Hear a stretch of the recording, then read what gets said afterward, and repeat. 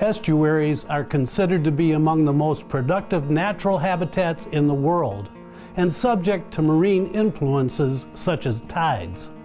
Resident wildlife recognize this effect. In fact, they plan their day accordingly, and anglers should do the same. Hello everyone, and once again, welcome to our YouTube channel.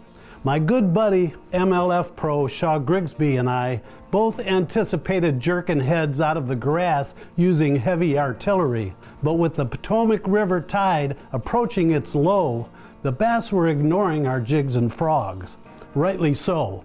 So we lightened up with spinning equipment and a finesse approach, using a weightless, wacky-rigged Ocho stick worm, and the concentrated school of fish cruising this ditch were flat out eating it.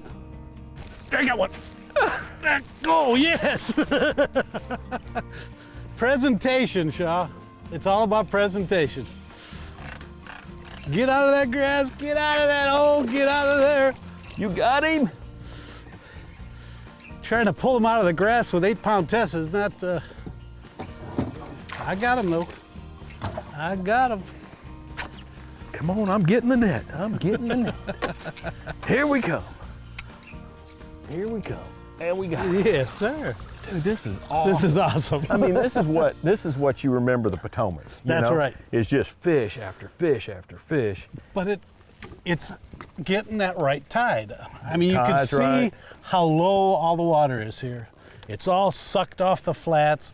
All the fish are pulling into this little channel. Yeah, and once you move them in, then you concentrated them, and then it's just a matter of getting a bait in front of them.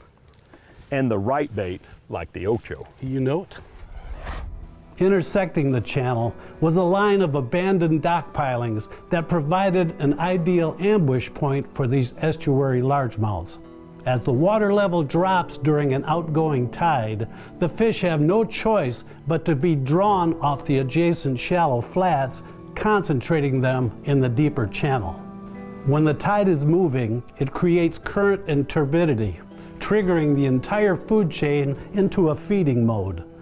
Bass will position themselves within the current eddies created by the wood pilings, facing up current, waiting in ambush to intersect food as it washes by. So it's best to present your Ocho up current beyond the pilings, then allow the bait to drift down naturally like an injured baitfish. The slow, tantalizing fall of the weightless Ocho emphatically outproduced other presentations. And I mean, he was just tugging away. Just pretty cool. Let's put him in there. You know, Kim, we've thrown off 2 or 3 of these by having them hooked in the middle, and all that is, you put a lot of power behind it, it'll rip through the plastic. Because you can see this plastic is really just the perfect plastic. I mean, so what you can do is you use a little O-ring there, and then you can put a lot of pressure on your cast. They make these little tools that it's a little tube with the O-rings at the end. You just slide your bait about where you want it, about halfway. Slide your O-ring up the tube.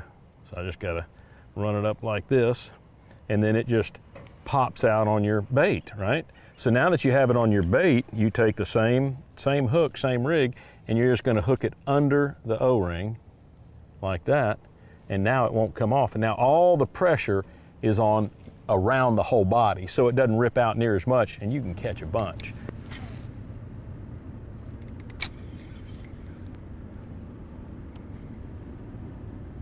There's one. Oh, it's coming at me fast. That's a good fish. Look at the weight keep coming on that. Ooh, he's coming now. Ooh. Come on. Oh, man. Come on. That's a good fish. That's fish. a good one, Tim. Yes, look it out of that stuff. In the stuff. Get him out, lifting him up, Yes. Gotta love little it, jump. Man. Gotta love One more it. last little jump, yes. And into the net. Got him? Man, look at how he ate that. Look how They he ate love that that bait. I mean, you have to get on them pretty quick to set a hook. Yeah. There it comes. He's got some spots on him too. What a If you want to catch fish. a lot of fish, get you an Ocho. Ocho, you know it. You know, it is so important to have a good pair of sunglasses anytime you're fishing. Not just for eye protection, like, you know, flying objects and bugs and all that, but I mean, just every time you get an opportunity to look in the water and pick out little details like grass clumps to throw at, or little indentation and pockets and wood, and just everything about fishing revolves around sight and feel, and S11s are like the key deal for sight.